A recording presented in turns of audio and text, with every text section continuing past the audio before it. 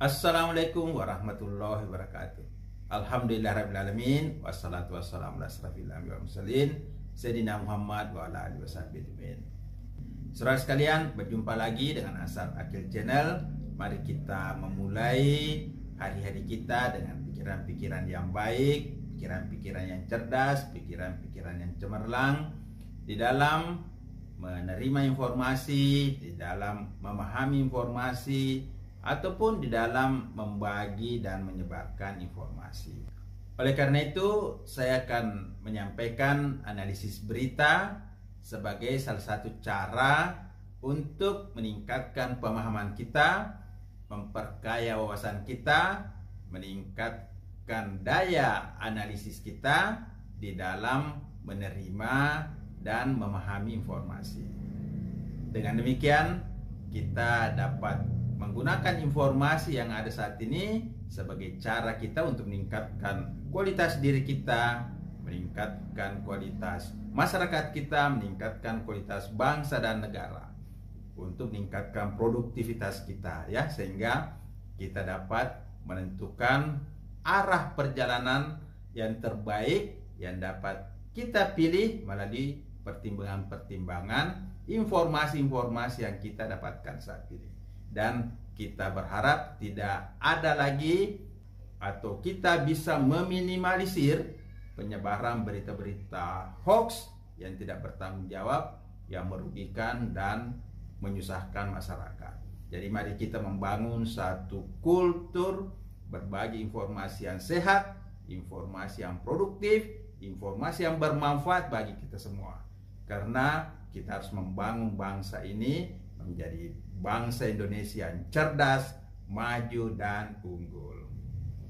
Nah, saudara sekalian, pada kesempatan ini kita akan mereview, membahas, dan menganalisis sebuah berita yang dimuat di bbc.com dengan judul Megawati pilih Ganjar Pranowo sebagai capres dari PDIP. Berita ini muat ya pada 21 April 2023. Nah, ini menarik ya, mengapa PDIP menetapkan Ganjar Pranowo sebagai capres dan bagaimana peluang dari capres PDIP ini untuk mendapatkan suara seperti yang diharapkan. Kita akan membacakan berita dari bbc.com. Ketua Umum DPP PDIP Megawati Soekarno Putri resmi mengumumkan Ganjar Pranowo sebagai calon presiden pilihan Partai Demokrasi Indonesia Perjuangan atau PDIP menjelang pemilu 2024. Pengamat mengatakan keputusan ini sangat logis mengingat elektabilitas Ganjar tinggi dan mampu menguntungkan PDIP. Nah, ini memang tentu pertimbangan dari partai ataupun koalisi yang lain menetapkan capres itu ya dari elektabilitas, ya, dari tingkat dukungan atau keterpilihan capres itu yang diukur dari survei maupun dari tanggapan-tanggapan dan dukungan masyarakat yang diterima selama ini. Jadi pemilihan tokoh calon presiden itu yang pertama tentu kemungkinan peluang terbesarnya untuk meraih kemenangan. Jadi ini pertimbangannya ya, mengapa Ganjar ditetapkan sebagai capres PDIP, karena melihat keterpilihannya itu yang dianggap tinggi dan stabil ya selama ini.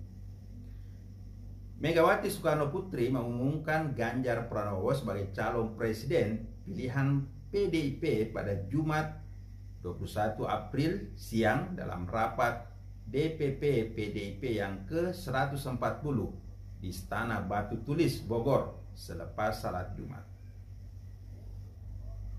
Pada jam 13.45 dengan mengucapkan bismillah menetapkan saudara Ganjar Pranowo, sekarang adalah Gubernur Jawa Tengah, sebagai kader dan petugas partai untuk ditingkatkan penugasannya sebagai calon Presiden Republik Indonesia dari Partai Demokrasi Indonesia Perjuangan PDIP, kata Megawati. Penetapan ini berkaitan dengan penugasan seorang kader PDIP untuk melaksanakan penugasan sebagai calon Presiden Republik Indonesia. Jadi ini kader yang diberi tugas. Nah, tentu kalau kader diberi tugas harus melaksanakan tugas itu sebagai kader yang betul-betul loyal dan bisa memenuhi harapan partai. Lebih lanjut, ia menugaskan putrinya Puan Maharani membentuk tim untuk memenangkan pemilihan presiden dan pemilihan legislatif 2024. Ya, tentu setelah ada penetapan calon ini, maka betul-betul sudah harus ada konsolidasi, ada penetapan tim di seluruh Indonesia, dan mulai melakukan langkah-langkah strategis untuk menghadapi Pilpres 2024. Ini harus gerak cepat ya semua partai dan koalisi setelah penetapan capres itu. Karena siapa yang lebih cepat untuk menggalang dukungan, maka mereka berpotensi untuk mendapatkan suara di masyarakat. Karena di masyarakat ini masih terjadi perubahan dengan adanya penetapan capres ini. Karena dukungan masyarakat terhadap capres itu bisa saja berubah setelah peta penentuan capres ini nanti selesai dilakukan oleh semua koalisi. Acara tersebut dihadiri oleh Presiden RI Joko Widodo, Prananda Prabowo, Ketua DPR Puan Maharani, Oli Dondo Kambei, Sekretaris Jenderal PDP Hasto Kristanto, dan Gubernur Jawa Tengah Ganjar Pranowo. Ya, semuanya petinggi-petinggi termasuk juga Presiden ya hadir. Ini menunjukkan dukungan kepada Ganjar begitu kuat ya, dan juga dari Presiden selaku petugas partai yang telah dipilih menjadi presiden pada pemilu yang lalu. Presiden RI Joko Widodo turut mengapresiasi keputusan Megawati memilih Ganjar sebagai calon presiden dari PDIP. Ia menyebut Ganjar sebagai sosok yang dekat dengan rakyat. Pak Ganjar ini adalah pemimpin yang dekat dengan rakyat, selalu turun ke bawah dan sangat ideologis. Jika kita ingin mendapatkan suara rakyat, maka memang harus dekat dengan rakyat. Nah, cara kita dekat dengan rakyat adalah memenuhi kebutuhan-kebutuhan, menciptakan satu kesejahteraan, pemenuhan aspirasi masyarakat. Nah, itu yang penting. Jadi, kalau seorang calon pemimpin itu punya track record bagaimana dekat dengan rakyat, maka tentu nanti akan diingat oleh rakyat pada saat pemilu. Presiden Jokowi juga menegaskan pentingnya pergantian pemimpin menjelang pemilu 2024. Ia pun mendorong agar rakyat bijak dalam menentukan pilihan di ajang demokrasi yang mendatang. Saya ingin menegaskan bahwa sukses kepemimpinan nasional secara demokratis adalah keharusan sesuai perintah Undang-Undang Dasar kita. Tapi pergantian pemimpin tidak boleh membelokkan perjuangan bangsa Indonesia yang harus dilanjutkan dari waktu ke waktu. Ya, dasar dari pelaksanaan pemilu ini adalah konstitusi Undang-Undang Dasar 1945. Dan tujuan yang ingin dicapai dari suatu pemerintahan, kepemimpinan atau pergantian kepemimpinan itu tentu untuk mewujudkan tujuan negara, menciptakan masyarakat adil dan makmur, menciptakan masyarakat yang betul-betul Pancasilais, yang berdaya, yang memiliki kemampuan mandiri. Ya, ini adalah profil masyarakat yang memang diciptakan oleh bangsa Indonesia.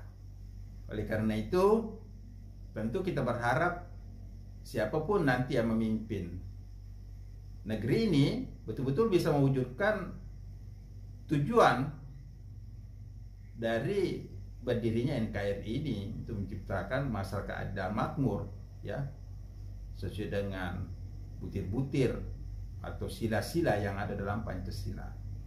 Karena seluruh program-program pembangunan dan kebijakan publik itu tentu harus merefleksikan konstitusi dan dasar negara Pancasila itu. Dalam acara itu, Ganjar menyampaikan apresiasinya atas keputusan PDIP memilihnya sebagai bekal capres pada Pilpres 2024. Ia menyebutnya sebagai tugas yang tidak mudah dan memohon dukungan dari pihak-pihak. Sebuah kehormatan buat saya mendapatkan penugasan sebagai kader partai. Tentu ini tugas yang tidak mudah. Kiranya kawan yang hadir semua, baik secara luring maupun daring, kami mohon dukungan. Kami mohon kritikan dan saran. Inilah momentum buat kita untuk mengonsolidasikan kekuatan untuk bersatu. One for all for one, ungkap Ganjar.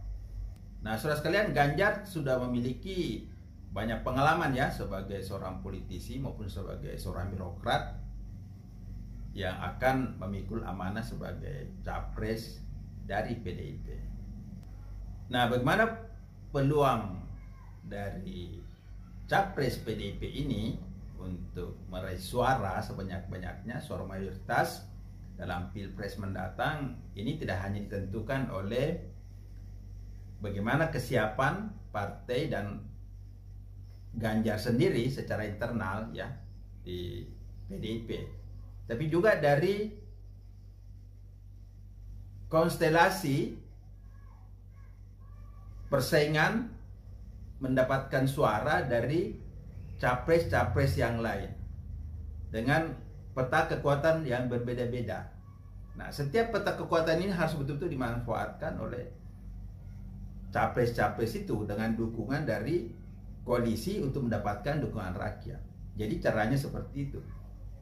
Setelah ada capres, maka partai dan koalisi itu harus mendukung dan untuk mendapatkan sebesar-besarnya dukungan dari rakyat. Nah, bagaimana peluangnya? Apakah tinggi sesuai dengan harapan ataukah mendapatkan satu persaingan yang ketat dari capres yang lain? Ya, nanti akan kita lihat ya, dan kita akan analisis lagi pada berita-berita dan perkembangan selanjutnya. Demikian, wassalamualaikum warahmatullahi wabarakatuh.